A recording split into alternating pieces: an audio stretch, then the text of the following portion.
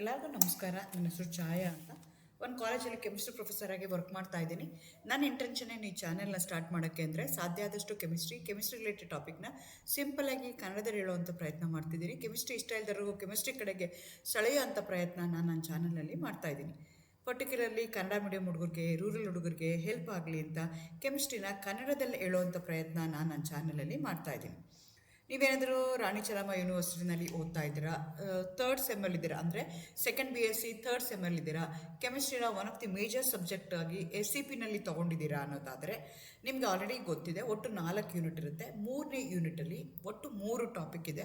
Surface chemistry ಅಂತಿದೆ, ಕೆಟಾಲಿಸಿಸ್ ಅಂತ ಇದೆ, ನೆಕ್ಸ್ಟು ಥರ್ಮೋಡೈನಮಿಕ್ಸ್ ಅಂತಿದೆ. 3 ಸೇರಿ 15 ಅವರ್ಸ್ ಚಾಪ್ಟರ್ ಇದೆ.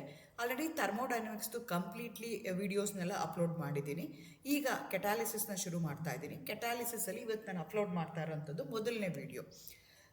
ಇದರಲ್ಲಿ ಕೆಟಲಿಸ್ಟ್ ಅಂದ್ರೇನು, ಕೆಟಾಲಿಸಿಸ್ ಅಂದ್ರೇನು, ಈ ಕೆಟಲಿಸ್ಟು ಜನರಲ್ ಕ್ಯಾರೆಕ್ಟರಿಸ್ಟಿಕ್ಸ್ ಏನು, ಟೈಪ್ಸ್ ಆಫ್ ಕೆಟಾಲಿಸಿಸ್, ಎಟ್ರೋಜಿನಿಯಸ್, ಹೋಮೋಜಿನಿಯಸ್ ಕೆಟಾಲಿಸಿಸ್ ಅಂತೀವಿ, ಅದೇ ಥರ ಆಟೋ ಕೆಟಾಲಿಸಿಸ್ ಅಂತ ಹೇಳ್ತೀವಿ ವಿತ್ ಎಕ್ಸಾಂಪಲ್ಸ್. ಇದನ್ನು ನೋಡ್ಕೊಳ್ತಾ ಹೋಗೋಣ. ನೆಕ್ಸ್ಟ್ ವೀಡಿಯೋಗಳಲ್ಲಿ ನಿಮ್ಮ ಸಿಲೆಬಸ್ಸಲ್ಲಿ ಏನಿದೆ ಅಂದರೆ ಕೆಲವೊಂದು ಥಿಯರಿಗಳಿದೆ, ಕೆಲವೊಂದು ಡೆರವೇಷನ್ಸ್ ಇದೆ, ಅದೇ ಥರ ಬೈ ಲೇಯರ್ದು ಕೆಟಾಲಿಸಿಸ್ ಹೇಗೆ ಆಗುತ್ತೆ ಅನ್ನೋದನ್ನು ಕಲ್ತ್ಕೋಬೇಕಾಗತ್ತೆ. ಸದ್ಯಕ್ಕೆ ನಾನು ಇವತ್ತು ಏನು ಹೇಳ್ತಾ ಇದ್ದೀನಿ ಅಂತಂದರೆ general information about the catalysis ಹೇಳೋಣ ಅಂತ ಅಂದ್ಕೊಳ್ತಾ ಇದ್ದೀನಿ. Again welcome to Kenchaya. ನನ್ನ ಚಾನಲ್ನ ಸಬ್ಸ್ಕ್ರೈಬ್ ಮಾಡಿ, ಶೇರ್ ಮಾಡಿ, ಸಪೋರ್ಟ್ ಮಾಡಿ. ಕೆಟಾಲಿಸಿಸ್ ಆರಿಜಿನ್ ಹೇಗಾಯಿತು?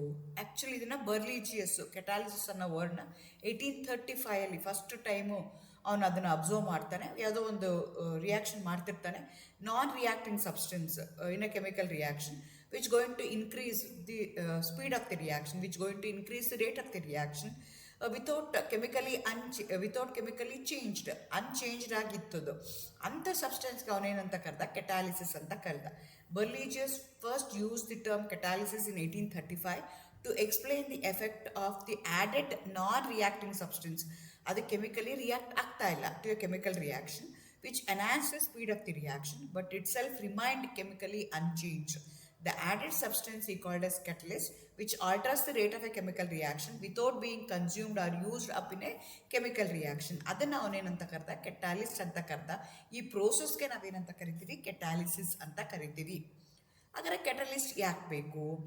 If the reactions are slow in an industrial process they need not economically viable. So ಯಾವುದೋ ಒಂದು ಇಂಡಸ್ಟ್ರಿನಲ್ಲಿ ಯಾವುದೋ ಒಂದು ಪ್ರಾಡಕ್ಟ್ನ ನಾನು ಅಂದರೆ ಕೆಮಿಕಲ್ನ ಪ್ರೊಡ್ಯೂಸ್ ಮಾಡ್ತಾ ಇದ್ದೀನಿ, ಪ್ರೊಡಕ್ಷನ್ ಮಾಡ್ತಾ ಇದ್ದೀನಿ ಅಂತಂದರೆ ನಾನು ಎಕನಾಮಿಕಲಿ ವಯಬಲ್ ಆಗಬೇಕು. ಅಂದರೆ ಕಡಿಮೆ ಖರ್ಚು ಮಾಡಿ ಜಾಸ್ತಿ ನನಗೆ ಈಲ್ಡ್ ಬರೋ ಥರ ಇದ್ದರೆ ಅದನ್ನು ನಾನು ಎಕನಾಮಿಕಲಿ ವಯಬಲ್. ಅಂದರೆ ಕಡಿಮೆ ಎಕನಾಮಿಕಲ್ ಅಂದರೆ ರಿಲೇಟೆಡ್ ಟು ಮನಿ. ಸೊ ಕಡಿಮೆ ಎಲ್ಲ ಖರ್ಚು ಮಾಡ್ತಾ ಇದ್ದೀನಿ, ಎನರ್ಜಿ ಕಡಿಮೆ ಖರ್ಚು ಮಾಡ್ತೀನಿ, ಮೆಟೀರಿಯಲ್ಸ್ ಕಡಿಮೆ ಖರ್ಚು ಮಾಡ್ತೀನಿ, ಟೈಮ್ ಕಡಿಮೆ ಖರ್ಚು ಮಾಡ್ತೀನಿ, ಇದನ್ನೆಲ್ಲ ಕಡಿಮೆ ಖರ್ಚು ಮಾಡಿ ನನಗೆ ಜಾಸ್ತಿ ಈಲ್ಡ್ ಬರ್ತಾ ಇದ್ದರೆ ಅದನ್ನು ನಾನು ಏನಂತ ಕರಿತೀನಿ? ಎಕನಾಮಿಕಲಿ ವಯಬಲ್ ಅಂತ ಕರಿತೀನಿ. ಇಲ್ಲಾಂದರೆ ರಿಯಾಕ್ಷನ್ ಸ್ಲೋ ಆಯಿತು ಅಂತಂದರೆ ಅವಾಗ ಅದನ್ನು ಎಕನಾಮಿಕಲಿ ನಾಟ್ ವಯಬಲ್ ಅಂತ ನಾನು ಕನ್ಸಿಡರ್ ಮಾಡ್ತೀನಿ. ಸೊ ಹಾಗಾಗಿ ನನ್ನ ರಿಯಾಕ್ಷನ್ ಏನು ಮಾಡಬೇಕು? ನಾನು ಸ್ಪೀಡಪ್ ಮಾಡಬೇಕು. ಸ್ಲೋ ಆಗ್ತಿದ್ದೆ ನನ್ನ ರಿಯಾಕ್ಷನ್ ಅಂದರೆ ಸ್ಪೀಡಪ್ ಮಾಡಬೇಕು. ಸ್ಪೀಡಪ್ ಮಾಡಬೇಕು ಅಂತಂದರೆ ಈಸಿಯಾಗಿ ಸಿಕ್ಕುವಂಥದ್ದು ಟೆಂಪ್ರೇಚರ್ನ ಇನ್ಕ್ರೀಸ್ ಮಾಡೋದು. ನಿಮಗೆ ಆಲ್ರೆಡಿ ನೀವು ಕೆಮಿಕಲ್ ಕೈನೆಟಿಕ್ಸಲ್ಲಿ ಓದಿರ್ತೀರಿ.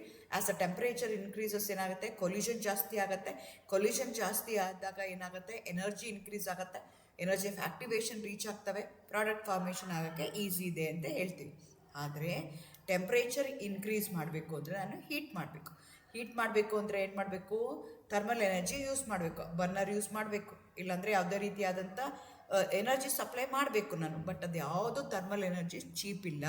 ಸೊ ಇಂಡಸ್ಟ್ರಿಯಲಿ ಪ್ರೊಡಕ್ಷನ್ ಮಾಡ್ತಾ ಹೋದಾಗ ರಿಯಾಕ್ಷನ್ ರೇಟ್ನ ವಿತ್ ಇನ್ಕ್ರೀಸ್ ಇನ್ ಟೆಂಪ್ರೇಚರ್ ನಾನು ಮಾಡ್ತೀನಿ ಅಂತ ಹೋದರೆ ಅದೇನಾಗುತ್ತೆ? ಕಾಸ್ಟು ತುಂಬ ಜಾಸ್ತಿ ಆಗುತ್ತೆ, ಎಕನಾಮಿಕಲಿ ವಯಬಲ್ ಆಗಲ್ಲ. ಸೊ ಅದು ಒಂದು ಕಾರಣ. ಟೆಂಪ್ರೇಚರ್ ನಾನು ಇನ್ಕ್ರೀಸ್ ಮಾಡಬೇಕು ಅಂತಂದರೆ ನಾನು ಥರ್ಮಲ್ ಎನರ್ಜಿ ಯೂಸ್ ಮಾಡಬೇಕು. ಎಗೇನ್ ಅದು ಏನಾಗುತ್ತೆ? ದುಡ್ಡು ಜಾಸ್ತಿ ಆಗುತ್ತೆ. Again it is not viable. ಎರಡನೇದು ಏನಾಗುತ್ತೆ ಅಂದರೆ ಕೆಲವೊಂದು ರಿಯಾಕ್ಷನ್ಸು, ಕೆಲವೊಂದು products at a high temperature ಏನಾಗುತ್ತೆ? ಡಿಕಂಪೋಸ್ ಆಗ್ಬೋದು. ಸೊ ಹಾಗಾಗಿ there is a need for a catalyst. ಹಾಗಾದರೆ ಕೆಟಲಿಸ್ಟ್ ಅಂದ್ರೆ ಏನು? Catalyst is a substance that alters rate of a chemical reaction without being used up or consumed or recovered unchanged chemically at the end of a chemical reaction this process we are going to call it as a catalysis, and that substance we are going to call it as catalyst, a substance which going to alter the rate of the reaction without being used, and it going to retain at the end of the reaction. ಅಂಥ ಸಬ್ಸ್ಟೆನ್ಸ್ಗೆ ನಾವೇನಂತ ಕರಿತೀವಿ, catalyst ಅಂತ ಕರಿತೀವಿ. ಈ ಪ್ರೋಸೆಸ್ಗೆ ನಾವೇನಂತ ಕರಿತೀವಿ, ಕೆಟಾಲಿಸಿಸ್ ಅಂತ ಕರಿತೀವಿ. ಆ್ಯಕ್ಚುಲಿ ಕೆಟಲಿಸ್ಟ್ ಯೂಸ್ ಮಾಡಿದಾಗ ಯಾಕೆ ಈಲ್ಡ್ ಬೇಗ ಬರುತ್ತೆ, rate of the reaction fast ಆಗ್ಬೋದು ಅಥವಾ ಇನ್ಕ್ರೀಸ್ ಆಗ್ಬೋದು ಅಥವಾ ಡಿಕ್ರೀಸ್ ಆಗ್ಬೋದು. ಇನ್ಕ್ರೀಸ್ ಆಗುತ್ತೆ ಅಥವಾ ಡಿಕ್ರೀಸ್ ಯಾಕೆ ಆಗುತ್ತೆ ಅಂದರೆ, ಅಲ್ಲಿ ಏನಾಗುತ್ತೆ ಅಂದರೆ ಎನರ್ಜಿ ಆಫ್ ಆ್ಯಕ್ಟಿವೇಶನ್ ಏನಾಗುತ್ತೆ, ಡಿಕ್ರೀಸ್ ಆಗುತ್ತೆ. ಸೊ ಕೆಟಲಿಸ್ಟ್ ಏನು ಮಾಡುತ್ತೆ, it going to lowers the energy of activation energy of a reaction providing the new path. So ನಿಮ್ಗೆ ಆಲ್ರೆಡಿ ಗೊತ್ತಿದೆ, ನಾನು ಮುಂಚೆನೇ ಹೇಳ್ದಂಗೆ ಕೆಮಿಕಲ್ ಕೈನೆಟಿಕ್ಸಲ್ಲಿ ನಾವೇನು ಹೇಳ್ತೀವಿ, ಕೊಲ್ಯೂಷನ್ ಥಿಯರಿ ಅಂತ ಹೇಳ್ತೀವಿ. ಅಲ್ಲೇನಾಗುತ್ತೆ ಅಂದರೆ ಈ ರಿಯಾಕ್ಟೆಂಟ್ಸ್ ಏನು ಮಾಡ್ತವೆ, ಪ್ರಾಡಕ್ಟ್ ಫಾರ್ಮೇಷನ್ ಆಗಬೇಕು ಅಂತಂದರೆ they collide with each other. Old bond break ಆಗಬೇಕು, ನ್ಯೂ ಬಾಂಡ್ ಫಾರ್ಮೇಷನ್ ಆಗಬೇಕು. ಸೊ ಓಲ್ಡ್ ಬಾಂಡ್ ಬ್ರೇಕ್ ಆಗಬೇಕು ಅಂದರೆ ರಿಯಾಕ್ಟೆಂಟ್ಸ್ ಏನಾಗಬೇಕು, they have to bombard with each other, they have to collide with each other.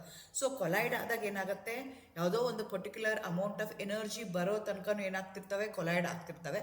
ಅದು ಬಂದ ಮೇಲೆ ಏನಾಗ್ತವೆ ಅಂದರೆ they start recombining, they going to form new bond ಆಗುತ್ತೆ. ಅದಕ್ಕೆ ನಾವೇನಂತ ಕರಿತೀವಿ, ಆ್ಯಕ್ಟಿವೇಟೆಡ್ ಕಾಂಪ್ಲೆಕ್ಸ್ ಅಂತ ಕರಿತೀವಿ. ಆ ಎನರ್ಜಿ ರಿಕ್ವೈರ್ಡ್ ನಿಮ್ಮ ರಿಯಾಕ್ಟೆಂಟ್ಸ್ಗೆ ಆ ಸ್ಟೇಜು ರೀಚ್ ಆಗಬೇಕು ಅಂದರೆ they have to have some amount of energy.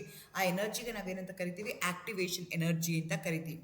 ಆ ಆ್ಯಕ್ಟಿವೇಶನ್ ಎನರ್ಜಿ ಏನಾಗುತ್ತೆ ಅಂದರೆ when you use a catalyst ಅದು ಡಿಕ್ರೀಸ್ ಆಗುತ್ತೆ. ಇಲ್ಲಿ ರಿಯಾಕ್ಷನಲ್ಲಿ ಕೇರ್ಫುಲ್ಲಾಗಿ ನೋಡಿ, ಈ ಎ ಇದೆ, ಇದು ಅನ್ಕೆಟಲೈಸ್ ಇದ್ದಾಗ ಏನಾಗುತ್ತೆ, ಈ ಎನರ್ಜಿ ಆಫ್ ಆ್ಯಕ್ಟಿವೇಶನ್ ಅಂದರೆ ಆ್ಯಕ್ಟಿವೇಟೆಡ್ ಕಾಂಪ್ಲೆಕ್ಸು ರೀಚ್ ಆಗೋದು ಜಾಸ್ತಿ ಟೈಮ್ ತೊಗೊಳುತ್ತೆ. ಆದರೆ ಕೆಟಲಿಸ್ಟ್ ಯೂಸ್ ಮಾಡಿದ್ರೆ ಏನಾಗುತ್ತೆ, ಆ ಪಾತ್ ಏನಿದೆಯಲ್ಲ ಅದು ಕಡಿಮೆ ಆಗುತ್ತೆ. ಸೊ ಇಲ್ಲಿ ಎನರ್ಜಿ ಇಲ್ಲಿಂದ ಇಲ್ಲಿ ತನಕ, ಇಲ್ಲಿ ರಿಯಾಕ್ಟೆಂಟ್ಸ್ಗೆ ಏನು ಎನರ್ಜಿ ಇದೆಯಲ್ಲ, ಈ ಆ್ಯಕ್ಟಿವೇಟೆಡ್ ಕಾಂಪ್ಲೆಕ್ಸ್ ಆ ಎನರ್ಜಿಗೆ ನಾವೇನಂತ ಕರಿತೀವಿ, ಆ್ಯಕ್ಟಿವೇಶನ್ ಎನರ್ಜಿ ಅಂತ ಕರಿತೀವಿ. ಆ್ಯಕ್ಟಿವೇಶನ್ ಎನರ್ಜಿ ಏನಾಗುತ್ತೆ, ಅನ್ಕೆಟಲೈಸ್ಡ್ ರಿಯಾಕ್ಷನ್ಗೆ ಜಾಸ್ತಿ ಇರುತ್ತೆ, ಕೆಟಲೈಸ್ಡ್ ರಿಯಾಕ್ಷನ್ಗೆ ಕಡಿಮೆ ಇರುತ್ತೆ. ಸೊ ಈ ರಿಯಾಕ್ಟೆಂಟ್ಸ್ ಏನಾಗುತ್ತೆ, while forming the product by they're going to break the old bond and they're going to form the new product. New bond formation ಆಗುತ್ತೆ through different path which going to decrease the energy of activation. ಹಾಗಾಗಿ ಏನಾಗುತ್ತೆ ಅಂತಂದರೆ ನಿಮ್ಮದು reaction ಏನಾಗುತ್ತೆ, ಫಾಸ್ಟಾಗಿ ಆಗುತ್ತೆ. So ಈ ಕಾರಣಕ್ಕೆ ಏನಾಗುತ್ತೆ, ರೇಟ್ ಆಫ್ ರಿಯಾಕ್ಷನ್ನು ಇನ್ಕ್ರೀಸ್ ಆಗುತ್ತೆ when you use a catalyst. ಹಾಗಾದರೆ ಕೆಟಲಿಟಿಕ್ ರಿಯಾಕ್ಷನ್ಸ್ದು ಏನೇನು ಕ್ಯಾರೆಕ್ಟರಿಸ್ಟಿಕ್ಸ್ ಏನು, ಕೆಟಲಿಸ್ಟ್ the characteristics ಏನು, catalyst remains unchanged in mass and chemical composition at the end of the reaction. So ನೀವು ಯಾವ ಕೆಟಲಿಸ್ಟ್ ಯೂಸ್ ಮಾಡಿದಿರಲ್ಲ ಅದೇನಾಗುತ್ತೆ, ಸೇಮ್ ಕೆಮಿಕಲ್ ಕಾಂಪೋಸಿಷನಲ್ಲಿ ಎಂಡ್ ಆಗುತ್ತೆ at the end of the reaction ಏನಾಯಿತು, ರಿಯಾಕ್ಟೆಂಟ್ಸ್ ಇದೆ, ಪ್ರಾಡಕ್ಟ್ ಫಾರ್ಮೇಷನ್ ಆಗಿದೆ. So during the conversion of reactant to product ನಾವು ಏನು ಕೆಟಲಿಸ್ಟ್ ಯೂಸ್ ಮಾಡ್ತೀವಲ್ಲ, ಕೆಟಲಿಸ್ಟ್ ಏನಾಗುತ್ತೆ, ಸೇಮ್ ಕಾಂಪೋಸಿಷನಲ್ಲಿ at the end of the reaction regenerate ಆಗುತ್ತೆ. ಅಂದರೆ ಕೆಮಿಕಲ್ ರಿಯಾಕ್ಷನ್ಸ್ ಏನಾಗುತ್ತೆ, it is unchanged in mass and chemical composition. So ನಾವು ಯಾವ ಥರ ಯೂಸ್ ಮಾಡಿರ್ತೀವಲ್ಲ ಅದೇ ಥರ ಏನಾಗುತ್ತೆ ಅಲ್ಲಿ ಬಂದು ಕೂತ್ಕೊಳ್ಳುತ್ತೆ. ಅದಕ್ಕೆ ನಾವೇನಂತ ಕರಿತೀವಿ, ಕೆಟಲಿಸ್ಟ್ ಅಂತ ಕರಿತೀವಿ. A small quantity of the catalyst is generally needed to produce the almost unlimited reaction. So ಹಾಗಾದ್ರೆ ಕೆಟಲಿಸ್ಟ್ ಎಷ್ಟು ಯೂಸ್ ಮಾಡಬೇಕು, ವೆರಿ ಸ್ಮಾಲ್ ಕ್ವಾಂಟಿಟಿ ಯೂಸ್ ಮಾಡಿದ್ರೂ ಸಾಕಾಗುತ್ತೆ. A catalyst does not initiate a chemical reaction. ಈ catalyst ಏನು ಮಾಡುತ್ತೆ, ತನ್ನಷ್ಟಕ್ಕೆ ತಾನೇ ರಿಯಾಕ್ಷನ್ನ ಇನಿಷಿಯೇಟ್ ಮಾಡಲ್ಲ. Catalyst is specific in its action. So ಅದು ಯಾವ ಥರ ಆ್ಯಕ್ಟ್ ಮಾಡುತ್ತಲ್ಲ ಅದು ಸ್ಪೆಸಿಫಿಕ್ ಆಗಿರುತ್ತೆ. A catalyst does not alter the position of the equilibrium in an reversible reaction. Catalyst should have a large surface area for effective catalytic reaction. ನಿಮಗೆ ಗೊತ್ತಿದೆ, usually catalyst ಎಲ್ಲ use ಮಾಡ್ಬೇಕಾದ್ರೆ ನಾವು ಫೈನ್ಲಿ ಡಿವೈಡೆಡ್ ಕೆಟಲಿಸ್ಟ್ ಅಂತ ಹೇಳ್ತೀವಿ. For example, when you consider the hydrogenation reaction, we are going to use the finely divided nickel, or we are going to use the finely divided platinum, or finely divided palladium na use ಮಾಡ್ತೀವಿ as a catalyst. Surface area ಏನಾಗುತ್ತೆ, increase ಆಗುತ್ತೆ when use the finally divided ಅಂದರೆ fine ಪೌಡಾಗಿರೋವಂಥ ಕೆಟಲಿಸ್ಟ್ನ use ಮಾಡಿದ್ರೆ ಅದಕ್ಕೆ surface area ಜಾಸ್ತಿ ಆಗುತ್ತೆ. Surface area ಜಾಸ್ತಿ ಆದಾಗ ಅಬ್ಸರ್ಪ್ಷನ್ ಜಾಸ್ತಿ ಆಗುತ್ತೆ. ಅವಾಗ ಏನಾಗುತ್ತೆ ಅಂದರೆ ನಿಮ್ಗೇನಾಗುತ್ತೆ, ರಿಯಾಕ್ಷನು ಫಾಸ್ಟಾಗಿ ಆಗುತ್ತೆ. A rate of a catalyzed reaction must be greater compared to the uncatalyzed reaction. So ನಾನು ಆಲ್ರೆಡಿ ಹೇಳ್ದಂಗೆ ಎನರ್ಜಿ ಆಫ್ ಆಕ್ಟಿವೇಶನ್ ಏನಾಗಬೇಕು, ಕೆಟಲಿಸ್ಟ್ ಯೂಸ್ ಮಾಡೋದಕ್ಕೂ ಅನ್ಕೆಟಲೈಸ್ಡ್ ರಿಯಾಕ್ಷನ್ಗೂ ಡಿಫ್ರೆನ್ಸ್ ಇರಬೇಕು. A catalytic reaction should have less energy of activation. So the characteristics of a catalytic reaction, ಕೆಟಲಿಸ್ಟ್ನ use ಮಾಡಿದ್ರೆ ಅಂಥ ರಿಯಾಕ್ಷನ್ಸ್ಗೆ ನಾವೇನಂತ ಕರಿತೀವಿ, ಕೆಟಲಿಟಿಕ್ ರಿಯಾಕ್ಷನ್ಸ್ ಅಂತ ಹೇಳ್ತೀವಿ. ಕೆಟಲಿಟಿಕ್ ರಿಯಾಕ್ಷನ್ಸಲ್ಲಿ ಕೆಟಲಿಸ್ಟ್ ಯೂಸ್ ಮಾಡಿದ್ರೆ ಕೆಟಲಿಸ್ಟ್ ಏನಾಗುತ್ತೆ, at the end of the reaction regenerate ಆಗುತ್ತೆ. ಈ ಕೆಟಲಿಸ್ಟ್ ಎಷ್ಟು ಬೇಕು, ಸ್ಮಾಲ್ ಕ್ವಾಂಟಿಟಿನಲ್ಲಿ ಬೇಕು. ಸೊ ಅದೇ ರಿಯಾಕ್ಷನ್ನ ಇನಿಷಿಯೇಟ್ ಮಾಡಲ್ಲ. They are specific in their action, ತಮ್ಮ ಆ್ಯಕ್ಷನಲ್ಲಿ ಅವು ಸ್ಪೆಸಿಫಿಕ್ ಆಗಿರ್ತವೆ. ಪರ್ಟಿಕ್ಯುಲರ್ಲಿ ಯಾವುದೋ ಒಂದು ಕೆಟಲಿಸ್ಟು ಯಾವುದೋ ಒಂದು ಸರ್ಫೇಸ್ ಮೇಲೆ ಯಾವುದೋ ಒಂದು ರಿಯಾಕ್ಟೆಂಟ್ ಮೇಲೆ ಮಾತ್ರ ಅವು ರಿಯಾಕ್ಟ್ ಆಗ್ತಾ ಇರುತ್ತೆ. Particularly in case of reversible reaction equilibrium ಇರುತ್ತೆ, ಈಕ್ವಿಲಿಬ್ರಿಯಮ್ ಶಿಫ್ಟ್ ಮಾಡಲ್ಲ. It does not alter the position of the equilibrium in reversible reaction. Catalyst should have a large surface area. ಆಮೇಲೆ ಎನರ್ಜಿ ಆಫ್ ಆಕ್ಟಿವೇಶನ್ ಏನಾಗಿರಬೇಕು, ಕಡಿಮೆ ಇರಬೇಕು for the catalytic reaction. These are the characteristic natures of catalytic reactions. ಹಾಗಾದ್ರೆ types of catalysis, ನಾನು ಮುಂಚೆನೇ ಹೇಳ್ದಂಗೆ catalysis is a process which is conducted by using A catalyst. So ಎರಡು ಥರ ಕೆಟಾಲಿಸಿಸ್ ಇರುತ್ತೆ. ಒಂದಕ್ಕೆ ಹೊಮೋಜಿನಿಯಸ್ ಕೆಟಾಲಿಸಿಸ್ ಅಂತ ಕರಿತೀವಿ, ಇನ್ನೊಂದಕ್ಕೆ ಹೆಟ್ರೋಜಿನಿಯಸ್ ಕೆಟಾಲಿಸಿಸ್ ಅಂತ ಹೇಳ್ತೀವಿ. ಆ್ಯಸ್ ದ ನೇಮ್ ಇಂಡಿಕೇಟ್ಸ್, ಹೊಮೋಜಿನಿಯಸ್ ಕೆಟಾಲಿಸಿಸ್ ಅಂತ ನಾವು ಕನ್ಸಿಡರ್ ಮಾಡೋದಾದರೆ, ಹೊಮೋಜಿನಿಯಸ್ ಕೆಟಾಲಿಸಿಸಲ್ಲಿ ಏನಾಗುತ್ತೆ, ನಿಮ್ಮದು ರಿಯಾಕ್ಟೆಂಟ್ಸು ಮತ್ತು catalyst they are in same phase, they are in same composition. Physical nature ಏನಿರ್ತಾರ ಅದು ಸೇಮ್ ಇರುತ್ತೆ. ಅಲ್ಲೇ ಸಾಲಿಡ್ ಆಗಿರ್ಬೋದು, ಲಿಕ್ವಿಡ್ ಆಗಿರ್ಬೋದು, ಗ್ಯಾಸ್ ಆಗಿರ್ಬೋದು. ರಿಯಾಕ್ಟೆಂಟು ಕೆಟಲಿಸ್ಟು ಎರಡೂ ಏನಾಗಿರುತ್ತೆ, ಸೇಮ್ ಇರುತ್ತೆ. Homo means same. ಸೊ ಅವೆರಡು ಸೇಮ್ ಫೇಸಲ್ಲಿ ಇರ್ತವೆ, ಸೇಮ್ ಸ್ಟೇಟ್ ಆಫ್ ಇರ್ತವೆ. ಅಂಥದಕ್ಕೆ ನಾವೇನಂತ ಕರಿತೀವಿ, ಹೊಮೋಜಿನಿಯಸ್ ಕೆಟಲೈಸಿಸ್ ಅಂತ ಹೇಳ್ತೀವಿ. This type of catalysis can occur in gas and also in solution phase. Gas ಫೇಸಲ್ಲಿ ಆಗ್ಬೋದು, ಸಲ್ಯೂಷನ್ ಫೇಸಲ್ಲಿ ಆಗ್ಬೋದು. ಸಾಲಿಡ್ ಫೇಸಲ್ಲಿ ಹೊಮೋಜಿನಿಯಸ್ ಇರೋಕ್ಕೆ ಸಾಧ್ಯ ಇಲ್ಲ. ಸೊ ಎಕ್ಸಾಂಪಲ್ನ ತಗೊಳ್ಳೋದಾದರೆ, oxidation of SO2 to SO3 with a nitric acid as a catalyst ನಾನು ಕನ್ಸಿಡರ್ ಮಾಡ್ತೀನಿ ಅಂತಂದರೆ, ಅವಾಗ ಏನಾಗುತ್ತೆ ಅಂದರೆ, ನನಗೆ NO ನಾನು ಏನು ಮಾಡ್ತೀನಿ, ಕೆಟಲಿಸ್ಟಾಗಿ ಯೂಸ್ ಮಾಡ್ತೀನಿ. ನಂದು ರಿಯಾಕ್ಟೆಂಟ್ಸ್ ಏನಿದೆ, SO2 ಇದೆ, ಅದೇ ಥರ O2 ಇದೆ, ಎರಡೂ ಏನಾಗಿದೆ, ಗೇಷಿಯಸ್ ಫಾರ್ಮಲ್ಲಿದೆ. ಅದೇ ಥರ ನನ್ನ ಪ್ರಾಡಕ್ಟ್ ಏನಿದೆ, SO3 ಫಾರ್ಮೇಷನ್ ಆಗ್ತಿದೆ, ಅದು ಗೇಷಿಯಸ್ ಫಾರ್ಮಲ್ಲಿದೆ. ನಂದು ಕೆಟಲಿಸ್ಟ್ ಏನಿದೆ, catalyst is also in a gaseous phase. ಅದಕ್ಕೆ ನಾವೇನಂತ ಕರಿತೀವಿ ಅಂತಂದರೆ ಹೊಮೋಜಿನಿಯಸ್ ಕೆಟಾಲಿಸಿಸ್ ಅಂತೀವಿ. This is an example for homogeneous catalysis. ಅದೇ ಥರ decomposition of acetaldehyde with iodine as a catalyst. Iodine ವೇಪರ್ನ ನಾವು ಕೆಟಲಿಸ್ಟಾಗಿ ಯೂಸ್ ಮಾಡ್ತೀವಿ ಫಾರ್ ಅಸಿಟಾಲ್ಡಿಹೈಡ್. ಅಸಿಟಾಲ್ಡಿಹೈಡ್ ಏನಾಗಿರುತ್ತೆ, ವೇಪರ್ಸ್ ಫಾರ್ಮಲ್ಲಿದೆ, ಗೇಷಿಯಸ್ ಫಾರ್ಮಲ್ಲಿದೆ. ಅಯೋಡಿನ್ ಯಾವ ಫಾರ್ಮಲ್ಲಿದೆ, ವೇಪರ್ ಫಾರ್ಮಲ್ಲಿದೆ. So this is also example for homogeneous catalysis. ನಿಮ್ಮ ರಿಯಾಕ್ಟೆಂಟ್ಸು ಮತ್ತು ಕೆಟಲಿಸ್ಟು ಏನಾಗಿದೆ, ಎಲ್ಲನೂ ಏನಾಗಿದೆ, ಗೇಷಿಯಸ್ ಫಾರ್ಮಲ್ಲಿದೆ. ಸೊ ಎಲ್ಲನೂ ಏನಾಗಿದೆ, ಒಂದೇ ಫೇಸಲ್ಲಿದೆ. ಅಂಥದಕ್ಕೆ ನಾವೇನಂತ ಕರಿತೀವಿ, ಹೊಮೋಜಿನಿಯಸ್. ಇನ್ನೊಂದು ಎಕ್ಸಾಂಪಲ್ ತಗೊಳ್ಳೋದಾದರೆ, formation of carbon dioxide. So carbon monoxide ಮತ್ತು ಆಕ್ಸಿಜನ್ ಕಂಬೈನ್ ಆದಾಗ in presence of nitrogen oxide as a catalyst, which is also in a gaseous form. All these are examples for the homogeneous catalysis in gaseous phase. ನಾ ಮುಂಚೆನೇ ಹೇಳ್ದಂಗೆ ಹೊಮೋಜಿನಿಯಸ್ ಕೆಟಾಲಿಸಿಸ್ ಯಾವ ಫೇಸಲ್ಲಿ ಆಗುತ್ತೆ, gaseous ಫೇಸಲ್ಲಿ ಆಗುತ್ತೆ, also in solution ಆಗುತ್ತೆ. Gaseous ಫೇಸ್ಗೆ ಅಂತಂದರೆ this are the example. Homogeneous catalyst ಅಂತಂದರೆ catalyst is we are going to used in a chemical reaction in which the state of the are phase of the reactant and a catalyst remain same. ಅಂಥದಕ್ಕೆ ನಾವೇನಂತ ಕರಿತೀವಿ, gaseous phase ಅಂತ ಕರಿತೀವಿ. ಅದೇ ಥರ hydrolysis of cane sugar in aqueous solution in presence of mineral acid as a catalyst. For example, ನಾನು Kane sugar ತೊಗೊಳ್ತೀನಿ, ಸುಕ್ರೋಸ್ನ ತೊಗೊಳ್ತಾ ಇದ್ದೀನಿ, ಅದನ್ನು ಹೈಡ್ರಾಲಿಸಿಸ್ ಮಾಡ್ತಾ ಇದ್ದೀನಿ. ಅದಕ್ಕೆ ಕೆಟಲಿಸ್ಟಾಗಿ ನಾನು ಏನು ಮಾಡ್ತಾ ಇದ್ದೀನಿ, ಮಿನರಲ್ ಆ್ಯಸಿಡ್, ಐದರ್ HCl ಯೂಸ್ ಮಾಡ್ಬೋದು, ಸಲ್ಫ್ಯೂರಿಕ್ ಆ್ಯಸಿಡ್ ಯೂಸ್ ಮಾಡ್ಬೋದು. ಆವಾಗ ನಿಮ್ಗೆ ಏನು ಕೊಡ್ತಾ ಇದೆ ಅಂತಂದರೆ ಗ್ಲೂಕೋಸು ಮತ್ತು ಫ್ರಕ್ಟೋಸು ಬರ್ತಾ ಇದೆ. ಸೊ ಈ ರಿಯಾಕ್ಷನ್ ಕೆಟಲೈಸ್ ಮಾಡೋದು ಯಾವುದು, ಮಿನರಲ್ ಆ್ಯಸಿಡ್ ಕೆಟಲೈಸ್ ಮಾಡುತ್ತೆ.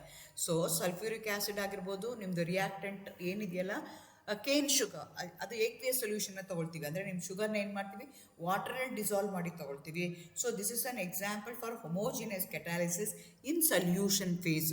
ಅಂದರೆ ನಿಮ್ಮದು ರಿಯಾಕ್ಟೆಂಟ್ ಯಾವ ಫಾರ್ಮಲ್ಲಿದೆ, ಸುಕ್ರೋಸ್ ಸೊಲ್ಯೂಷನ್ನ ತೊಗೊಂಡಿದ್ದೀವಿ, ಅದಕ್ಕೆ ಸಲ್ಫ್ಯೂರಿಕ್ ಆ್ಯಸಿಡ್ನ ಆ್ಯಡ್ ಮಾಡ್ತಾ ಇದ್ದೀವಿ, which is a mineral acid which is also in a liquid state. ಅಂಥದಕ್ಕೆ ನಾವೇನಂತ ಕರಿತೀವಿ, homogeneous catalysis in solution phase ಅಂತ ಕರಿತೀವಿ. These are the examples for homogeneous ಕೆಟಾಲಿಸಿಸ್.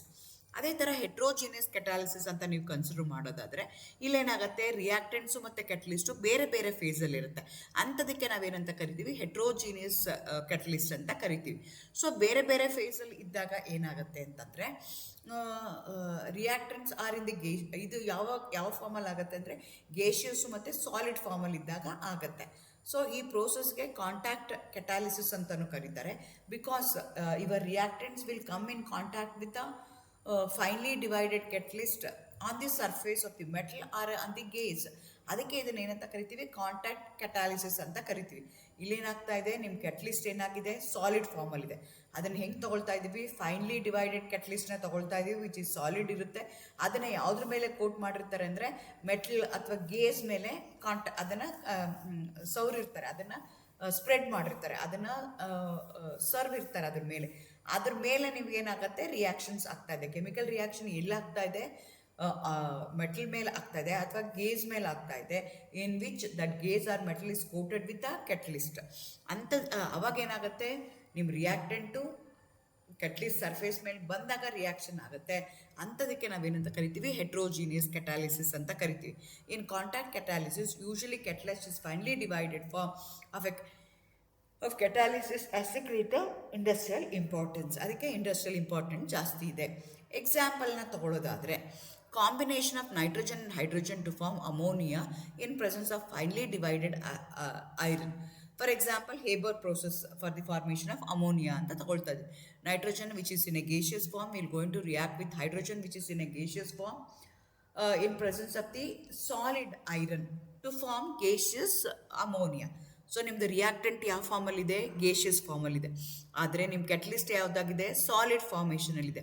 So catalyst ಮತ್ತು reactants they are in different phase. ಅಂಥದಕ್ಕೆ ನಾವೇನಂತ ಕರಿತೀವಿ, heterogeneous catalysis ಅಂತ ಕರಿತೀವಿ. ಅದೇ ಥರ contact process for the manufacture of sulphuric ಆ್ಯಸಿಡ್ನ ತಗೊಳ್ಳೋದಾದರೆ, ಈ sulphur dioxide will going to react with oxygen in presence of vanadium oxide. ಅಲ್ಲೂ ಆಗ್ತದೆ, ವೆನಡಿಯಮ್ ಆಕ್ಸೈಡು ಮತ್ತು ಸಾಲಿಡ್ ಫಾರ್ಮಲ್ಲಿದೆ. ಸಲ್ಫರ್ ಡೈಆಕ್ಸೈಡ್ ಇರ್ಬೋದು, ಆಕ್ಸಿಜನ್ ಇರ್ಬೋದು, both the reactants are in gaseous phase. ಅದಕ್ಕೆ ನಾನು ಕೆಟಲಿಸ್ಟ್ ಯೂಸ್ ಮಾಡ್ತಾ ಇರೋದು ಏನಾಗಿದೆ, ವೆನಡಿಯಮ್ ಪೆಂಟಾಕ್ಸೈಡ್ ಇದೆ, ಅದೇನಾಗ್ತಿದೆ, ಸಾಲಿಡ್ ಫಾರ್ಮಲ್ಲಿದೆ. ಸೊ ಇಂಥದಕ್ಕೆ ನಾವೇನಂತ ಕರಿತೀವಿ, heterogeneous catalysis in gaseous reactant ಏನಾಗಿದೆ, ಗೇಷಿಯಸ್ ಫಾರ್ಮಲ್ಲಿ ಇದೆ. ಅದೇ ಥರ ನಾನು ಸೊಲ್ಯೂಷನಲ್ಲೂ ಕನ್ಸಿಡರ್ ಮಾಡ್ಕೋಬೋದು. The decomposition of aqueous solutions of hydrogen peroxide is catalysed by manganese dioxide or a platinum in a colloidal form ಅಂತ ಹೇಳ್ತೀವಿ. ಸೊ ನಾನು ಏನು ಮಾಡ್ತಾ ಇದ್ದೀನಿ, ಹೈಡ್ರೋಜನ್ ಪರಾಕ್ಸೈಡ್ ತೊಗೊಳ್ತಾ ಇದ್ದೀನಿ ವಿಚ್ ಇಸ್ ಎ ಲಿಕ್ವಿಡ್ ಇದೆ. ಅದಕ್ಕೆ ನಾನು ಕೆಟಲಿಸ್ಟ್ ಯಾವುದು ಯೂಸ್ ಮಾಡ್ತಾ ಇದ್ದೀನಿ, ಮ್ಯಾಂಗನೀಸ್ ಆಕ್ಸೈಡು ಅಥವಾ ಪ್ಲಾಟಿನಮ್ ಯೂಸ್ ಮಾಡ್ತಾ ಇದ್ದೀನಿ. Both of them are in solid phase. ಹಾಗಾಗಿ ನಿಮಗೆ ಬರೋ ಅಂಥದ್ದು ಏನಿದೆಯಲ್ಲ ಅದೇನಾಗ್ತಿದೆ, ಹೆಟ್ರೋಜಿನಿಯಸ್. ಅಂದರೆ ನಿಮ್ಮದು reactant catalyst they are not in one phase. ಅಂಥದಕ್ಕೆ ನಾವೇನಂತ ಕರಿತೀವಿ, ಹೆಟ್ರೋಜಿನಿಯಸ್ ಕೆಟಾಲಿಸಿಸ್ ಅಂತೀವಿ. This happens with a liquid reactants. It may happens with a gaseous reactants also. It may happens with a liquid reactants also. ಹಾಗಾದರೆ homogeneous ಕೆಟಾಲಿಸಿಸ್ಗೂ heterogeneous ಕೆಟಾಲಿಸಿಸ್ಗೂ ಇರೋ ಅಂಥ difference ಏನು? When the catalyst and the reactants are in same phase, the process of catalysis is known as homogeneous catalysis. The catalytic process in which the reactants and catalysts are in different phases, it is called as homogeneous catalysis. ಯಾವಾಗ differentiate ಅಂತ ಕೊಟ್ಟಾಗ ಈಸಿಯಾಗಿ ಏನು ಅಂದರೆ ಇದ್ರದ್ದು definition ಅದರದ್ದು definition ಬೇರೆ ಆಗಿರುತ್ತೆ. ನೀವು ಅದನ್ನೇ ಕೊಟ್ಬಿಟ್ರೆ that will be the first difference ಆಗುತ್ತೆ. ಎರಡನೇ ನೀವು ಎಕ್ಸಾಂಪಲ್ ಕೊಡ್ಬೋದು. ನಾನು ಹೇಳ್ದಂಗೆ sulfur dioxide and oxygen in a lead chamber process for the manufacture of sulfuric acid ಇರ್ಬೋದು. ಅವಾಗ ನಾವು ಎನ್ನುವನ್ನ ಏನು ಮಾಡ್ತಾ ಇದ್ದೀವಿ, ಕೆಟಲಿಸ್ಟಾಗಿ ಯೂಸ್ ಮಾಡ್ತಾ ಇದ್ದೀವಿ. ಸೊ ಇಲ್ಲೇನಾಗ್ತಿದೆ, ಹೋಮೋಜಿನಿಯಸ್ ನಿಮ್ಮದು ನೈಟ್ರೋಜನ್ ಆಕ್ಸೈಡ್ ಇರ್ಬೋದು, ಸಲ್ಫರ್ ಡೈಆಕ್ಸೈಡ್ ಇರ್ಬೋದು, ವಾಟರ್ ವೇಪರ್ಸ್ ಇರ್ಬೋದು, ಆಕ್ಸಿಜನ್ ಇರ್ಬೋದು, ಎಲ್ಲನೂ ಏನಾಗ್ತಿದೆ, ಲಿಕ್ವಿಡ್ ಫೇಸಲ್ಲೇ ಇದೆ. ಸೊ ಹಾಗಾಗಿ ರಿಯಾಕ್ಟೆಂಟ್ಸು ಮತ್ತು ನಿಮ್ಮದು ಕೆಟಲಿಸ್ಟ್ ಏನಾಗ್ತಿದೆ, ಸೇಮ್ ಫೇಸಲ್ಲೇ ಇದೆ. ಹಂಗಾಗಿ ಇದನ್ನು ಹೋಮೋಜಿನಿಯಸ್ ಕೆಟಾಲಿಸಿಸ್ ಅಂತ ಕರಿತೀವಿ. ಅದೇ ಥರ ಹೆಟ್ರೋಜಿನಿಯಸ್ ಕೆಟಾಲಿಸಿಸ್ನ ಕನ್ಸಿಡರ್ ಮಾಡೋದಾದರೆ, oxidation of sulphur dioxide to sulphur trioxide in presence of platinum ಮಾಡ್ತಾ ಇದ್ದೀವಿ ಅಂತ ಇಟ್ಕೊಳ್ಳೋಣ. ಸಲ್ಫರ್ ಡೈಆಕ್ಸೈಡ್ ಏನಾಗಿದೆ, ಗೇಷಿಯಸ್ ಫಾರ್ಮಲ್ಲಿದೆ. ಅದರ ನಿಮ್ಮ ಕೆಟಲಿಸ್ಟ್ ಯಾವ್ದ್ರ ಫಾರ್ಮಲ್ಲಿದೆ, ಸಾಲಿಡ್ ಫಾರ್ಮಲ್ಲಿದೆ. ಸೊ ರಿಯಾಕ್ಟೆಂಟ್ಸು ಮತ್ತು catalyst they are in different phase ಇದ್ದರೆ ಅಂಥದಕ್ಕೆ ನಾವೇನಂತ ಕರಿತೀವಿ, ಹೆಟ್ರೋಜಿನಿಯಸ್ ಕೆಟಾಲಿಸಿಸ್ ಅಂತ ಕರಿತೀವಿ. ಅದೇ ಥರ ಇನ್ನೊಂದು ಟರ್ಮ್ ಬರುತ್ತೆ ಆಟೋ ಕೆಟಾಲಿಸಿಸ್ ಅಂತ ಹೇಳ್ತೀವಿ. ಇಲ್ಲಿ ಏನಾಗುತ್ತೆ ಅಂದರೆ during this type of reaction no specific catalyst is added. ಆದರೆ instead one of the reactants only or one of the products only act as a catalyst that increases the rate of the formation of the product. So auto catalysis ಅಂತಂದ್ರೇನು, ಹೊರಗಡೆಯಿಂದ ಯಾವುದೇ ರೀತಿಯಾದಂಥ ಕೆಟಲಿಸ್ಟ್ನ use ಮಾಡಲ್ಲ, ಆದರೆ ಏನು product ಬರುತ್ತಲ್ಲ one of the product going to act as a catalyst and that going to increase the rate of formation of the product.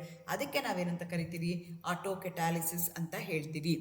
Example ತಗೊಳ್ಳೋದಾದರೆ decomposition of arsine is formed by the arsenic formed in presence in a reactor is auto catalyst ಅಂತ ನಾವು consider ಮಾಡ್ತೀವಿ. So AsH3 ಇದೆ, ಅದೇನಾಗ್ತಿದೆ decompose ಆಗ್ತಾ ಇದೆ AS ಮತ್ತು H2. ಇಲ್ಲಿ AS ಏನಿದೆಯಲ್ಲ ಅಂದರೆ ಆರ್ಸೆನಿಕ್ ಏನಿದೆಯಲ್ಲ it going to act as a catalyst. ಅದೇನು ಮಾಡುತ್ತೆ, ಫಾರ್ಮೇಷನ್ ಅದು ಕೆಟಲಿಸ್ಟ್ ಥರ ಆ್ಯಕ್ಟ್ ಮಾಡಿ ರಿಯಾಕ್ಷನ್ ಏನಾಗುತ್ತೆ ಫಾಸ್ಟಾಗಿ ಮಾಡೋಕ್ಕೆ ಹೋಗುತ್ತೆ. As the amount of AS increase ಆಗ್ತಾ ಇದ್ದಂಗೆ ಪ್ರಾಡಕ್ಟ್ ಬರೋ ಅಂಥದ್ದು ಫಾಸ್ಟಾಗಿ ಆಗ್ತಾ ಹೋಗುತ್ತೆ. ಸೊ ಬಟ್ ಇನಿಷಿಯಲಿ ಆಗಲ್ಲ, because initially it has to form, ಅದು ಫಾರ್ಮೇಷನ್ ಆಗಬೇಕು, ಆರ್ಸೆನಿಕ್ ಫಾರ್ಮೇಷನ್ ಆಗಬೇಕು. ಆರ್ಸೆನಿಕ್ ಫಾರ್ಮೇಷನ್ ಆದಮೇಲೆ ಏನಾಗುತ್ತೆ, ರೇಟ್ ಆಫ್ ದಿ ರಿಯಾಕ್ಷನ್ನು ಜಾಸ್ತಿ ಆಗ್ತಾ ಹೋಗುತ್ತೆ. This is an example for auto catalysis. ಇನ್ನೊಂದು ಎಕ್ಸಾಂಪಲ್ ತೊಗೊಳ್ಳೋದಾದರೆ ನೀವು ಲ್ಯಾಬಲ್ಲೆಲ್ಲ ಮಾಡಿರ್ತೀರ, redox reaction KMnO four versus oxalic ಆ್ಯಸಿಡ್ನ ಮಾಡಿರ್ತೀರ. ಇಲ್ಲೇನಾಗುತ್ತೆ ಅಂದರೆ ಕೆಮಿನೋಫೋರ್ ಏನಾಗುತ್ತೆ ತನ್ನಷ್ಟಕ್ಕೆ ತಾನೇ it get reduced into MnSO4. ಈ MnSO4 ಏನಾಗುತ್ತೆ here act as a catalyst. So as the amount of MnSO4 ಜಾಸ್ತಿ ಆದಂಗೆ ರೇಟ್ ಆಫ್ ದಿ ರಿಯಾಕ್ಷನ್ನು ಜಾಸ್ತಿ ಆಗ್ತಾ ಹೋಗುತ್ತೆ. The increase in the rate is due to Mn2+ ions one of the product of the reaction with MnSO4. ಈ MnSO4 ಇಲ್ಲಿ ನೀವು ionic reaction ತೊಗೊಂಡ್ರೆ ಇಲ್ಲೇನಾಗಿರುತ್ತೆ Mn2+ ಜಾಸ್ತಿ ಆಗ್ತಾ ಹೋಗುತ್ತೆ. As the amount of Mn2+ ಜಾಸ್ತಿ ಆಗ್ತಾ ಹೋದಂಗೆ ಏನಾಗುತ್ತೆ rate of the reaction fast ಆಗುತ್ತೆ. ಈ ಥರ ರಿಯಾಕ್ಷನ್ಸ್ಗೆ ಈ ಥರ catalyst one of the product only going to act as a catalyst ಆದರೆ ಅಂಥ ರಿಯಾಕ್ಷನ್ಗೆ ನಾವೇನಂತ ಕರಿತೀವಿ, ಆಟೋ ಕೆಟಾಲಿಸಿಸ್ ಅಂತ ಕರಿತೀವಿ. ಸೊ ಈ ರೀತಿಯಾಗಿ 3 ಥರ ಕೆಟಲಿಸ್ಟ್ಗಳನ್ನ ನೀವು ನೋಡಿದ್ರಿ, homogeneous catalysis, heterogeneous catalysis, auto catalysis with an example. ಯಾವ ಥರ ಪ್ರಶ್ನೆ ಕೇಳ್ತಾರೆ ಅಂದರೆ explain homogeneous catalysis with an ಎಕ್ಸಾಂಪಲ್ನ 5 ಮಾರ್ಕ್ ಕ್ವಶನ್ ಕೇಳ್ತಾರೆ. Explain heterogeneous catalysis with an example 5 mark ಕೇಳ್ತಾರೆ. ಅಥವಾ what is auto catalysis give example, ಇದನ್ನು 3 ಮಾರ್ಕ್ಸ್ ಕೇಳ್ಬೋದು, ಇಲ್ಲ ಅಂತಂದರೆ 5 ಮಾರ್ಕ್ಸ್ ಕೇಳ್ಬೋದು. All the best, good luck.